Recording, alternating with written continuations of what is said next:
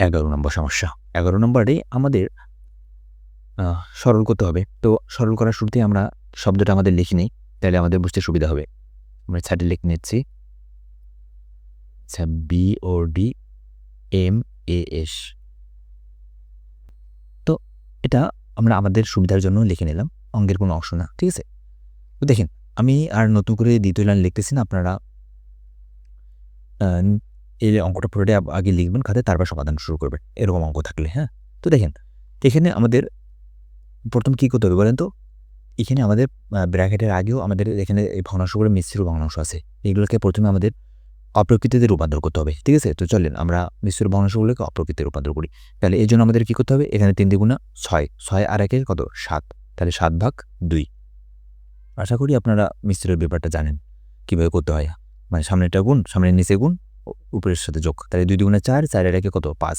তাহলে ৫/২ গুণন ২ ১ এ ২, তাহলে ২ আছে, ২ আর ১ এ যোগ করলে কত হয়? ৩। ওকে। ভাগ ৩ দ্বিগুণা ৬, ৬ এর ১ এ ৭, তাহলে ৭/২ ভাগ। আচ্ছা, ২ দ্বিগুণে ৪, ৪ এর ১ এ হচ্ছে কত? ৫। সেখানে হবে ৫, এটা কিন্তু ৫ মনে রাখবেন। আর নিচে হচ্ছে ২। তারপর এর কত হবে? ২ একে ২, ২ এর ১ এ ৩, তাহলে ৩/২। ওকে। এবার আসেন আমাদের মূল কাজ শুরু এবার। এখন আমাদের কি করতে হবে?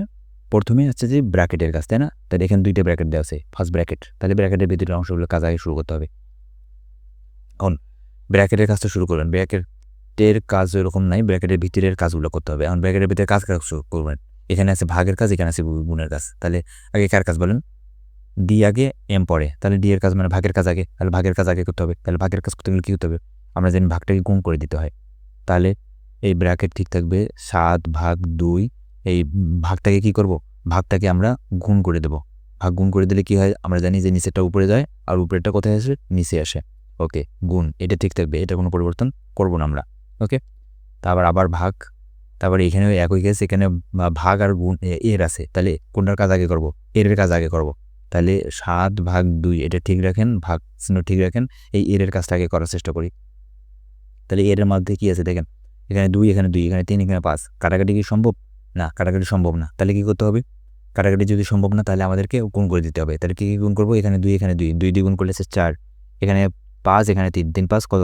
১৫। ঠিক আছে। এবার আসেন পরবর্তী অংশে। এখানে আমাদের সব গুণ। এবার আমরা এটার সবগুলোর কাজ একসাথে করতে পারি। তাহলে এই ২, এই ২ কাটা। আরও কি কাটাকাটি সম্ভব? না, আর সম্ভব না। তাহলে কি করতে হবে? তাহলে এখন আমরা গুণ করি। তাহলে ৩ আর ৭ গুণ করলে আছে ৩ × ৭ = ২১। ৫ আর ২ গুণ করলে আছে ৫ × ২ = ১০। তাই না? ওকে। আর এখানে ভাগ চিহ্ন।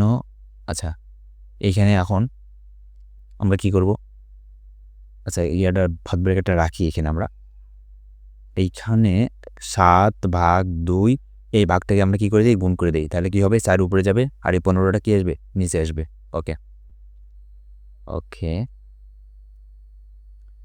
এবারে কি করব? তাহলে ২১/১০ এ ভাগ রাখি। এইখানে দেখেন ২ দ্বারা ৪কে ভাগ করলে ২ দ্বিগুণে ৪, হ্যাঁ? আর এখানে ৭, এখানে ১৫। আর কাটাকাটি সম্ভব না। তাহলে ৭ দ্বিগুণে কত? ১৪।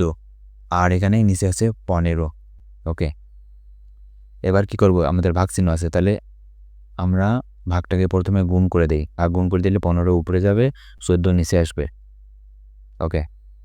তাহলে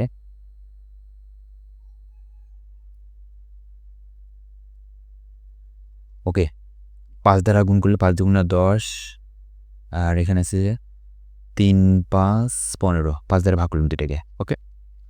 আরও কি ভাগ সম্ভব? আমরা যদি দেখি এখানে একটু চেষ্টা করি। ৩ ৭ ২১, ৭ দুগুণে ১৪। দেখেন এখানে আমরা যদি ৭ দ্বারা কাটাকুটি করি তাহলে ৩ ৭ ২১ আর ৭ দ্বিগুণে ১৪, মানে ৭ দেওয়া দুইটাকে ভাগ। আরও কি সম্ভব? না, সম্ভব না। তাহলে ৩ এখানে ৩, এখানে ৩, তাহলে ৩ ৩ ৯, এখানে ২, এখানে ২, তাহলে ২ দ্বিগুণে কত? ৪। ঠিক আছে?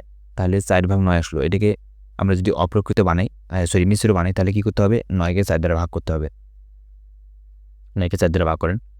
তাহলে ৪ একে ৪, তাহলে ৪ থেকে এখানে ৫, তাই না? তার মানে কত দাঁড়াচ্ছে? সরি 4 দ্বিগুণে 8 হবে, 4 দ্বিগুণে 8, 4 দ্বিগুণে 8, এখানে 1, তাহলে 2 সমস্ত 1 উপরে 4 নিচে, তাহলে 2 সমস্ত 4-এর 1, এটা আছে উত্তর। লিখবেন যে অতএব নির্ণয় সরল ফল এত। আমি আর লিখলাম না। তো এই হচ্ছে আমাদের 11 নম্বর সমস্যার সমাধান।